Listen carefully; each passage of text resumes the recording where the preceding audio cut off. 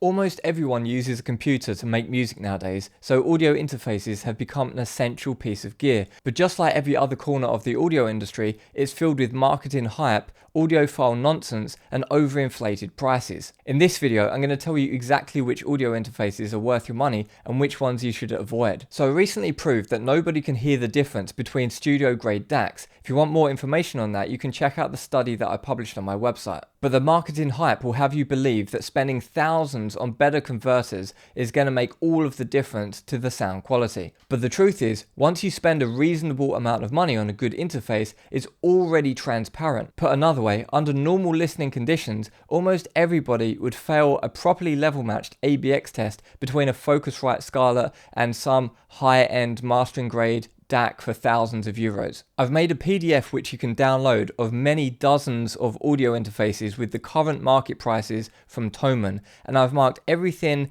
in orange, which I think is crap, everything in green, which I think is a good deal, and everything in red, which I think is overpriced. I've left a link to the PDF in the video description. You can see that Behringer costs about 10 euros per channel of analog conversion, whereas Prism Sound costs literally hundreds of euros per channel. But that doesn't necessarily make Behringer a good deal. In my personal opinion, Behringer are crap. They just rip off other manufacturers, the same features, but at a fraction of the quality. It's not a good example of high quality German engineering, and you should probably be aware of the expression, wer billig kauft, kauft zweimal. So we have to spend a bit more money to get transparent audio quality. Now the golden mean works out something around 30 to 60 euros per channel of analog conversion, but not everything in that price range is amazing. Brands like Behringer, ESI, Steinberg, Zoom, they don't meet my personal quality standards for one reason or another. Conversely, brands like Prism, RME, Lynx, UAD, they make fantastic, amazing products that are very high quality, but they're excessively priced and they don't offer any additional benefits over something much cheaper which does the exact same thing. Whereas brands like MOTU and Focusrite consistently deliver really high quality products but at way more reasonable prices. There's some other deals as well. You can have a look at everything that I'm recommending on that PDF. Now, if we just grant that past a certain price point, all of the interfaces just sound the same, then the main consideration is going to be the I/O, the inputs and the outputs, predominantly the analog inputs and outputs. But I would also argue that it would be incredibly important and a good idea to have at least one digital output on your interface, something like SPDIF, otherwise pronounced SPDIF, or Toslink, or AES, or ADAT. That is incredibly important in this day and age. Why? Because so many speakers now have digital crossovers, DSP built in, and if you don't just give it a digital signal, then you're converting it from your computer into the analog domain and then plugging that into your speaker. It's going to convert it back into digital and then back into analog, and you've just got unnecessary round trips. It's way better just to plug a digital connection straight into the speaker. Now, you might not have a digital based speaker right now, but maybe you'll buy one later. For example, my mastering speakers that I use, and I've got an online course to show you how to build them as well, they're using the Hypex FA123 plate amplifier, and that has AES, coaxial, SPDIF, and optical like Toslink. So you can just plug a digital connection straight into it, and if you don't, then you've got the unnecessary round trips. Now, most manufacturers add up all of the inputs and outputs, regardless of whether they're analog or digital or even a headphone output, and just put them all together so they have a big number of the amount of channels that the interface has, and then they name the product after the big number.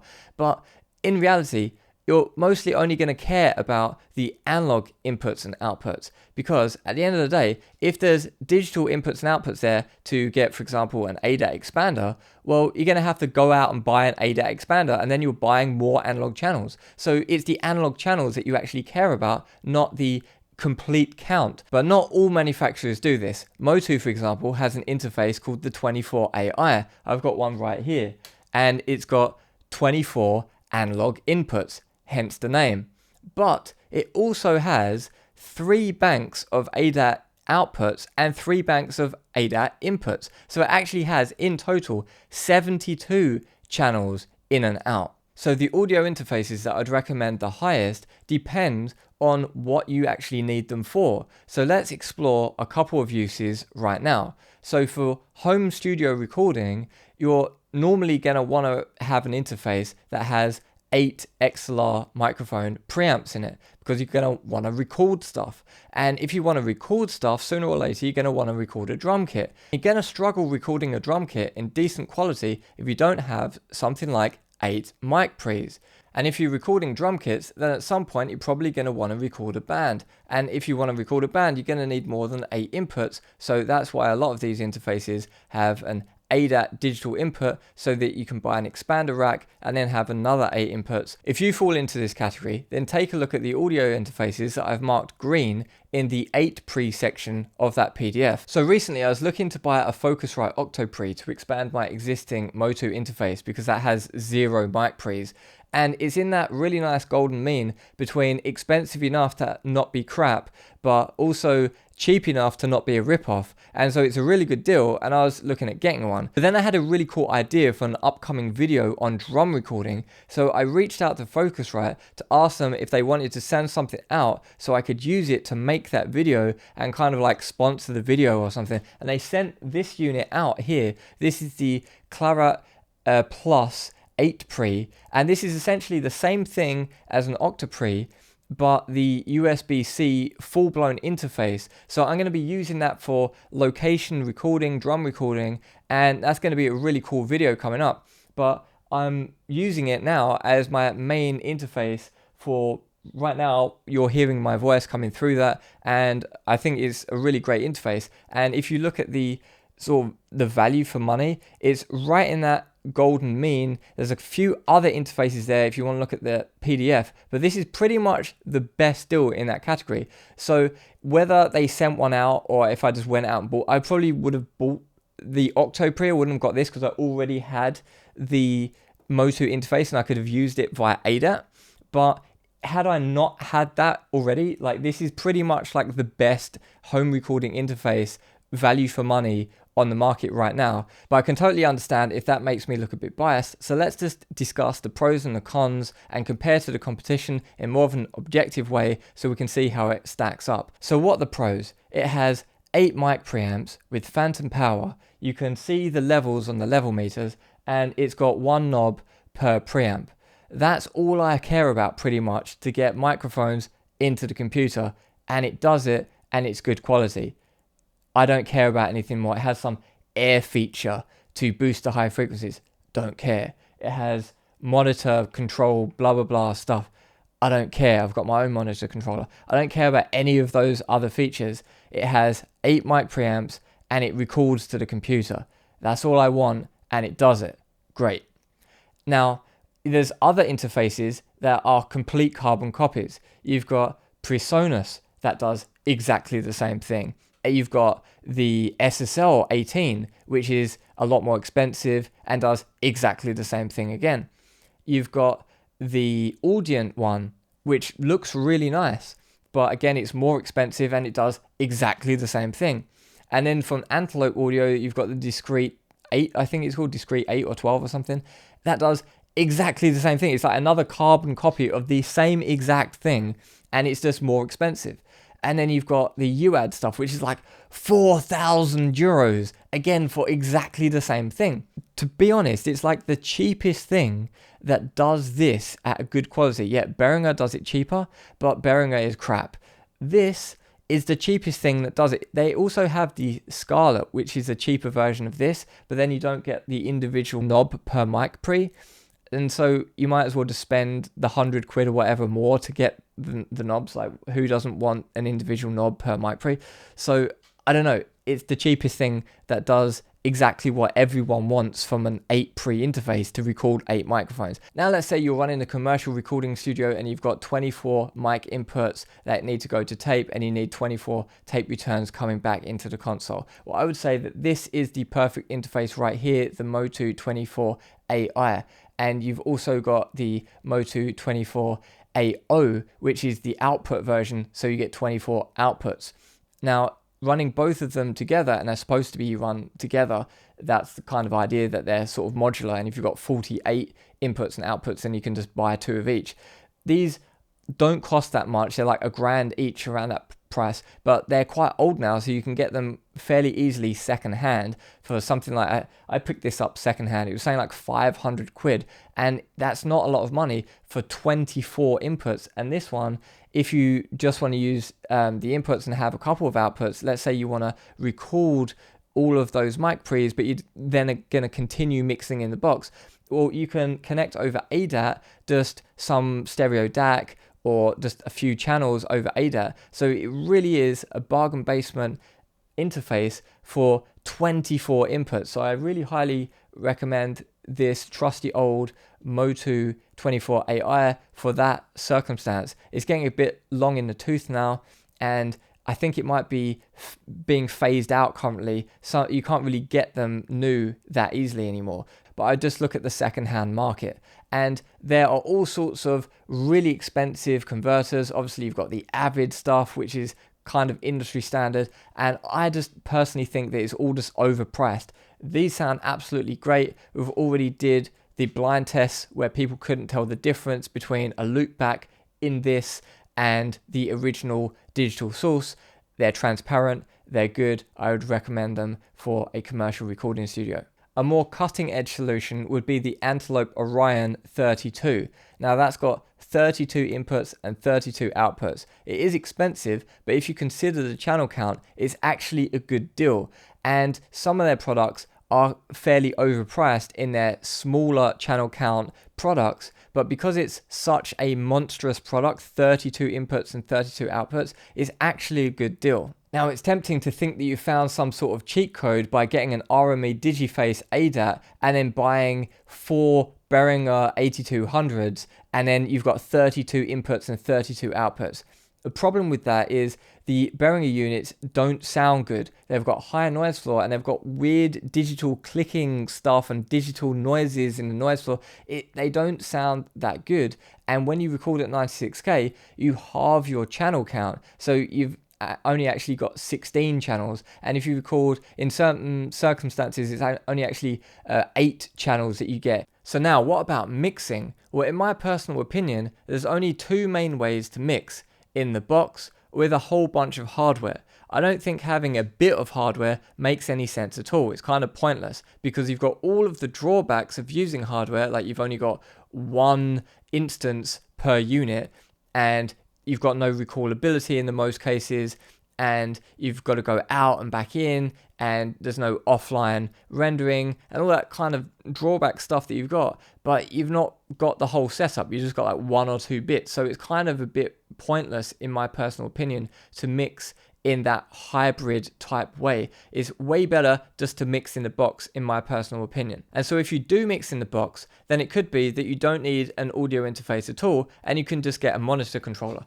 Now I've got this here, which is the TC Electronic BMC2. The BMC2 is, in my personal opinion, the best monitor controller ever made. Why is that? Because it has digital inputs and digital outputs, as well as an analog output, because it's also a DAC. And that is incredible. There's not a lot else that can do that. There's a couple of niche products which I've also put on the PDF, but they're enormously more expensive, and they're like big clunky racks with horrible ugly controllers that take up a lot of space. This is compact. It's a really reasonably priced product. You can get it secondhand for sometimes under 300 quid. It's a really great deal. It sounds great. It's got exactly the features that you need. It's the perfect monitor controller, and you don't need anything more than that. And if you mix in the box and you have a Toslink output from your computer, for example, the MacBook Pro 2015 version had a Toslink straight out of its headphone jack, and you can just plug it straight in to the BMC2. It's absolutely great. But if you don't have a Toslink output built into your computer, well, then you can grab something like the cheapest Focusrite interface that has a coaxial SPDIF output, and then you can whack that into the BMC2. However, TC Electronics are stupid and have discontinued their best ever product. You can no longer buy it new, and the only way to get it is on the second-hand market, and there's not an infinite supply. I think right now on Reverb there's like 2 or something. So I don't know. If that one blows up, I'm going to try and have to get another one, but I would be really sad if I can't get hold of another BMC2, because they are really great, and I have no idea why TC Electronic discontinued. It's literally their best product that they've ever made, apart from, I don't know, the old school Reverb products. Now, what if you don't mix in the box? What if you mix on an analog console? Well, if you don't have an SSL, a Neve, or an API console, I'd recommend just selling your console and mixing in the box. Why is that? Because mid and low tier analog consoles don't have any benefits, and they only have drawbacks. There's no recall, the EQs mostly don't sound that good, you probably don't even have any compression there, and it's just limited, and there's no point. Just get rid of it and mix in the box, unless you've got a really fancy console. If you did have a really fancy console, then again, you could just use the 24AI and 24AO. They're really great interfaces. You don't need anything more than that, because they're already transparent, and you won't have any upgrade in your sound quality if you spend more money. So what would I recommend if you do in-the-box electronic music production? Well, again, just like in-the-box mixing, I would recommend a TC Electronics BMC2, and if you don't have some kind of digital out from your computer, you're going to need to get one, and the cheapest way, best way to do that is probably just the cheapest Focusrite interface that has a coax SPDIF out. Now, what if you make electronic music and you have a bunch of hardware? Now, I've got a bit of Eurorack going on here, and I quite like to have a lot of analog inputs, and that's why I've got the MOTU 24AI. Now, I think that that's the absolute premier interface to have for such a use case. When you've got a whole bunch of oscillators or synthesizer voices, maybe you've got a sequencer like this Squarp Hardpacks, and you're sequencing everything. And so maybe you've got some stomp boxes or some analog effects that you're paralleling stuff. And so you've got a wet and dry, maybe you've got a stereo pair of wet and dry stuff. And the inputs really quickly add up. You quite quickly run out of 16 inputs. If you've got like the Focusrite thing with an expander rack, well, firstly, you don't really need XLR inputs anyway. You just need line inputs. And secondly, sometimes you can plausibly run out of 16 inputs quite quickly, and you kind of want a few more. Maybe you want like 18 or 20, and you're like, oh, I wish I had a few more, especially when you're doing kind of like live jams and sequencing everything at the same time. That's why I think that this is just the absolute most luxury interface for that purpose, not only because of the amount of inputs, but the fact that it's got this DSP mixing capability. You've got this mixer that you can just whack on a compressor or an EQ, or you've even got reverb in there. And so what you can do is you can sort of do all the hardware stuff, but if you want to like tweak some EQ, maybe it's got too much high frequencies or low frequencies, or you want to boost the mids, or do some kind of EQ move, you don't have to buy a whole bunch of analog EQs, because you've got 24 EQs built into this mixer. And you've also got compressors. You don't need to have to buy a whole bunch of compressors. You can do that in the software and save a whole bunch of money by not having to buy all of the hardware analog. You can do that in the DSP, and if you like the sound of that, you can, with this interface, you can actually route it so that you print it directly to what you're recording. And it sounds like I'm super sponsored by them. They've paid me millions of euros to promote them. But no, I bought this with my own money. I've never got anything from MOTU. I'm just purely recommending this because I think it's a dope product. And as I say, I've got the feeling that it's silently getting discontinued right now. So it's probably only going to be on the secondhand market anyway. So it's not like I'm like bigging up MOTU sales or anything. Like, I'm just saying that this is a decent product. What are some of the competition? So you've got from Arturia, you've got the 16 rig. And again, 16 channels for this kind of thing sometimes feels like you might run out.